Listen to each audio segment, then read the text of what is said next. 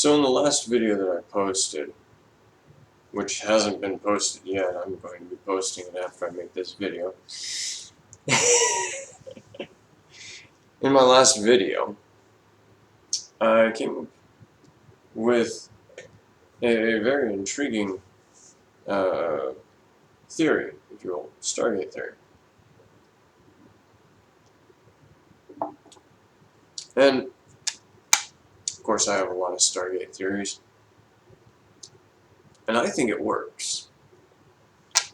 You see, anything that the ancients learned to manipulate technologically while they were human, they could easily manipulate as ascended ancients.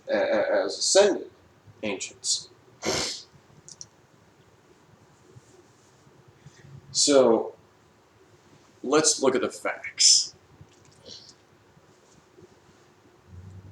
You have the Ori and the ancients, who were originally one people, millions of years ago,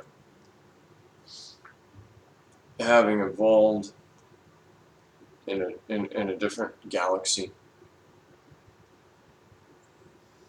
The Ori and the Alterans diverged from each other philosophically. The Ori remained steadfast in religious fervor. The question really hasn't been asked yet, though. Who were they worshipping? Which I think is actually important. Who or what were they worshipping? Then later, the ancients come to the Great Belt of Stars, the Milky Way galaxy, where I believe it is there, at that point in time, that they end up discovering the message, if you will, encoded in the cosmic microwave background radiation. Oh, wait a minute, we forgot to introduce the Stargates. Because, according to Daniel Jackson's vision, scratch that. That wasn't a vision. So, in the lead up to Ark of Truth, in the very beginning of Ark of Truth, you are presented with the Alterans just before they're about to leave, because there is the Ark of Truth that they are deciding to not activate, and that everything is going to be buried. And then you have one guy, I always forget his name, but I would always love for him to be Mirrodin. Yeah, I know it's not, but it doesn't matter. He has an idea for a Stargate. Had this great idea last night. And of course, whenever he closes his notes, you see the distinct image that would later become known as the Stargate. The ancients, coming from a different galaxy, arrive in the Milky Way and begin creating Stargates. So they already know about intergalactic travel, so it stands to reason on this simple basis that the first Stargates had 8 chevrons.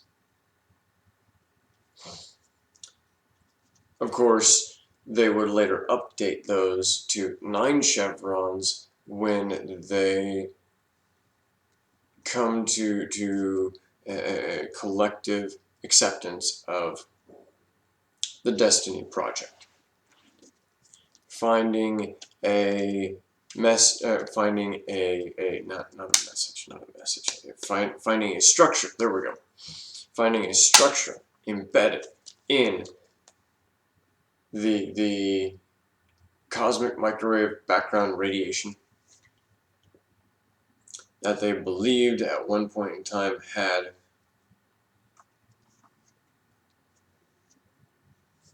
a signal in the microwave background radiation that they believed at one time had structure. There we go. And hence, the Destiny project was conceived, created, fulfilled, and launched. And of course, a million or so years later, ancients going back and forth between the Milky Way galaxy and the Pegasus galaxy, they activate the Dakara weapon, which probably wasn't referred to as a weapon at that point in time. Neither was the planet probably referred to as Dakara. But that's aside from the point. They activate the weapon, and according to Anubis's words when in the episode of Threads, the ancients recreated life as they saw fit, essentially, or reseeding the galaxy for life, to create life as they knew it. But and of course, that would entail the entirety of the galaxy, and that activation of the Takara weapon inevitably gave rise to the Goa'uld. That, wiping the slate clean and reconstructing it, that caused the Goa'uld to become a species. Ooh, they just keep creating and creating all these terrible things. It's freaking hilarious. Because at first they started with the Goa'uld. Started. Of course, they didn't know that they accidentally created the Goa'uld necessarily when they initially did it. But they would later find out about the Goa'uld and put things in place to prevent the Goa'uld from activating their devices. I say activating their devices, that isn't the right terminology. But it became clear that the Goa'uld, the Goa'uld, were prevented from utilizing their technology. They were aware of the Goa'uld. They would go to the Pegasus, they would launch the Destiny, then they would eventually migrate to the Pegasus galaxy, and then, in the episode Before I Sleep of Stargate Atlantis, it would turn out that Maros, the last leader of the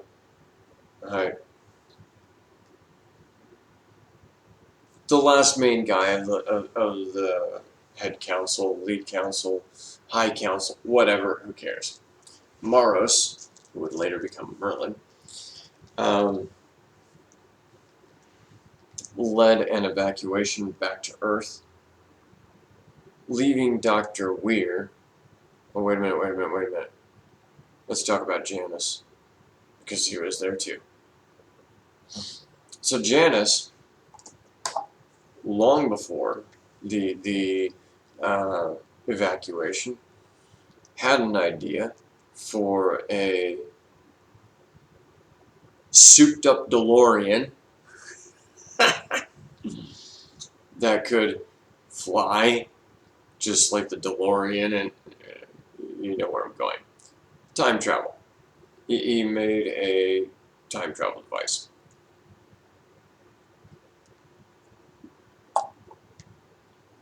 He mastered physical existence on a level none of them none of the other ancients could ever have conceived. The tampering and quibbling concerning with uh, causality, where Janus said, "Nobody's taking it lightly." Mara snapped at him, "You are, with your insistent uh, invention, whatever." Yes, and I can't quote it right now. I'm a little intoxicated. That's aside from the point, though. Nonetheless, uh, Janus made certain that Weir could stay behind to be capable of telling her story to the next batch. Now, of course, it wasn't so that she could tell her story, it was so that she could rotate the 3 ZPMs, or ZPMs, however you want to look at it. Janus Moros led the team back, or led Atlanteans, Alterans, back through the gate to Earth, where all the rest of them either died or ascended. Moros was one of those who ascended. I'd be willing to bet that Janus also ascended. Now, a bigger kick in the pants is that Janus had already mastered time travel. And it's a safe bet that anything that you master in the physical realm, once you ascend, you don't need technology to do the exact same thing. And you know what? Maybe he got something up his tuchus that, ooh, I wonder what it looked like at the beginning of time. So, because he already knows the secrets of time travel, he travels back to the very singularity. Maybe him going, oh, this is an extension of what I already thought of. I like this. Him going back in time, him actually going to that point, is what sparked the expansion. In other words, if he hadn't actually gone back in time, the expansion wouldn't have happened. It would have just all still been fluctuations, nothing more. It would have been a singularity, just sitting out, hanging out, doing whatever singularities do. But he wanted to know what happened. He wanted to know what it looked like, and he wasn't bound by physical parameters.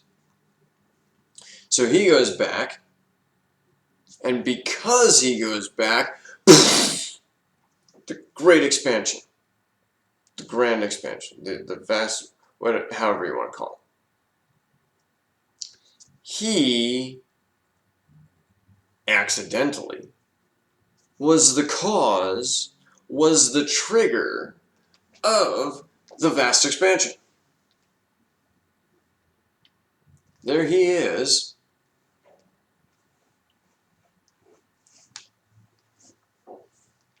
right at the very beginning, right at the moment that the singularity expanded rapidly into the universe. Rapidly universe. Creating space-time. All because he went back in time. A similar trope idea exists in Star Trek Next Generation, where Picard is being tested by Q, the series finale called All Good Things, where some anomaly if Picard does nothing. Keeps getting bigger and bigger and bigger back in time, kind of like tachyons by sci-fi. I really don't know the science of tachyons, if they actually travel back in time or whatnot. I'm going with science fiction crap, science fiction tropes. But the idea in this particular episode is that everything starts in the future, and what happens in the future is the very thing that affects the past to allow the past to happen, or to cause the past to begin. So, Janus goes back in time to the initial singularity, and him going back in time to that singularity is what causes the expansion. And now everything that he is part of the universe. It is a part of the very fabric of the universe itself. So he accidentally created the universe. He is essentially the god of the universe by accident, because he was curious. And this actually, whether he caused it or not, this is actually part of my theory for all of Stargate. All of Stargate, actually. So, he goes back, he witnesses it, or he goes back and he's actually instrumental in causing it by accident, because him going doesn't matter. He goes back, it happens, he sees it. While he's seeing it, he can start changing things as he sees fit, and therefore causing a multiple worlds interpretation, or a multiverse, if you will, because he is a free will consciousness existing at that point in time. And his very consciousness is embedded in the expansion itself, which is the signal that they later pick up, which is why they launched the Destiny in the first place.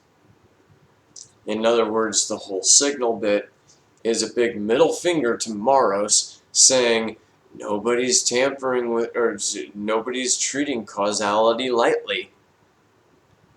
Nobody's doing what you're saying. I love the idea, but it actually gets to be more and more interesting, because you have the Ascended Ancients who don't have anybody worshipping them, and they have a certain amount of power, and it's a massive amount of power. Then we get introduced to the Ori. The Ori having an entire scope of a galaxy worshipping them. But the Ori were once human, pre-ascension, and they were worshipping something. Guess who they were worshipping? Janus. I forgot his name for a second. They were worshipping Janus. Unbeknownst to them, they were worshipping an ancient. All the irony there. But it brings in something very interesting. Because if the Ori are so much more powerful than the ancients, because they're being worshipped by an entire galaxy, Janus is being worshipped by the entire scope of the universe. How freaking powerful is he? a god in any sense of the word. He was there at the beginning. He caused the beginning. He caused the universe to come into existence. He is worshipped by those beneath him. In my personal concept of a god, an entity which can either, one, keep your consciousness alive after your death, or two, ultimately obliterate that which is eternal.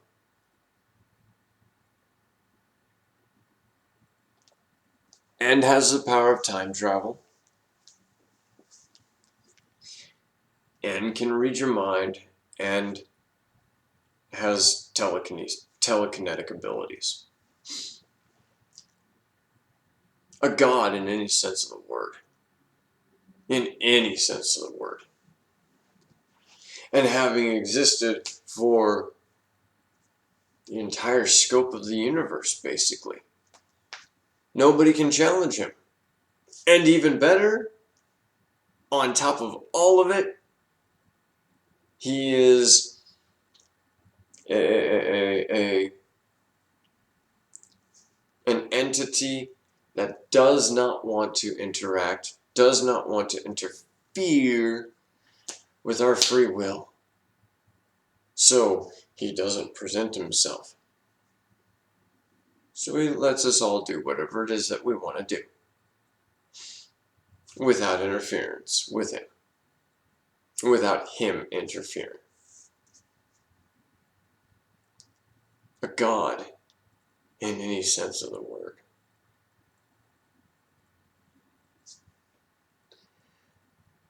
So the ancients discovered the structure that, unbeknownst to them at that moment, was actually Janus, the destiny,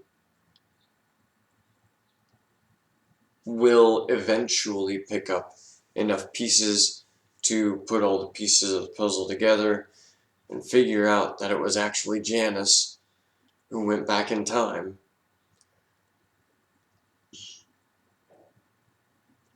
I like this idea. Granted, other people might not, but my take, my idea is that the signal that the destiny picked up, the signal that the ancients picked up, which is why they launched the destiny, is the very consciousness of Janus. Having ascended and gone back in time just to witness the initial expansion, to see what was going on, to see what actually happened. And maybe him being there didn't actually cause the expansion. But since being an ascended, he is just pure, raw energy. He isn't matter, he isn't material. He's just pure, raw energy. He goes back in time to see it, and his arriving sparks, because now there's all this energy that didn't exist beforehand. And everything expands. Yep. I think I like the idea of him going back in time being the very thing that caused it. I like this idea. Far better than just him, I'm going to go back in time. Here I am, 5 minutes before the Big Bang. Let's watch it. Countdown. 5, 4, 3, 2, 1. Oh, that's beautiful. No. I love the idea. Far better that the raw, pure energy traveling back in time to the point of the singularity is the very thing that caused it to expand. I like that. And Janus was the one who tampered with time. And it stands to reason that Janus and his curiosity, he would have been the type to say, I wonder what things looked like back then. Let's go find out. And of course, now becoming part of the very fabric of existence. And why wouldn't he be the very part of the very fabric of existence? Here he is. He's traveling back to the initial singularity, when the singularity was, what, a femtometer? He goes back to this point, energizing it all in just raw, pure energy, and it begins expanding. And it begins stretching him, because he's now kind of bonded to the shell, the wall of the universe. He's now bonded to it. Yeah, that comes out of nowhere. I'll admit, that comes out of nowhere. He bonds to it, and it begins expanding him. Well, he's not bound by space-time anymore, so it can keep expanding him. It doesn't matter.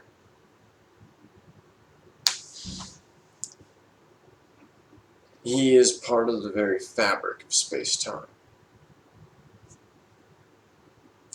I like this idea. And throw your favorite ancient into that mix, okay? It doesn't matter who. I choose Janus only because he was the one who meddled in time travel.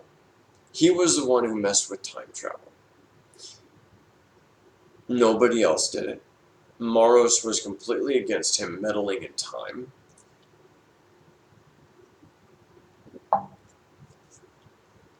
Janus was the one who cracked the code. And since he cracked the code, the moment he ascends, he can easily do it again. And he doesn't need a machine anymore, because he already learned how to do it with the machines. Now he's ascended. Now he doesn't need a machine to do it. So he just goes back there as raw, pure energy. I like this theory. I like this idea. Of course, it puts a nail in the coffin of some of my other theories that I really love, and some of the other ideas that I would really love to further Stargate with. But if you really want to know who the real one God, that of course O'Neill references, I'm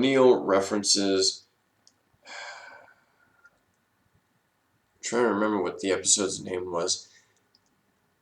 I want to say Orange Sky, but that's not an episode. Red Sky is an episode, but the episode in the first season where you had an SG team that went way off the rails because their lead commander, who had previously had a relationship with Carter, went completely nuts and forced the people to build monuments while he was trying to figure out how to make the shield.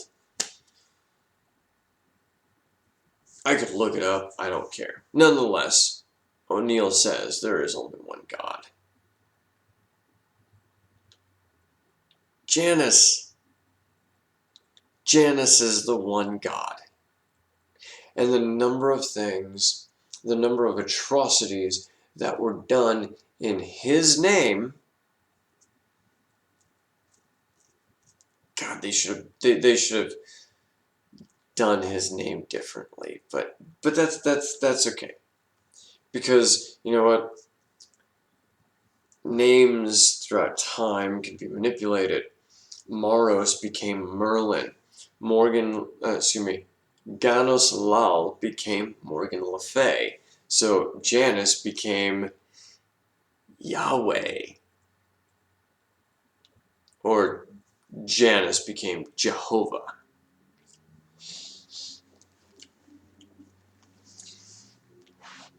I like this idea. I hope other people do too.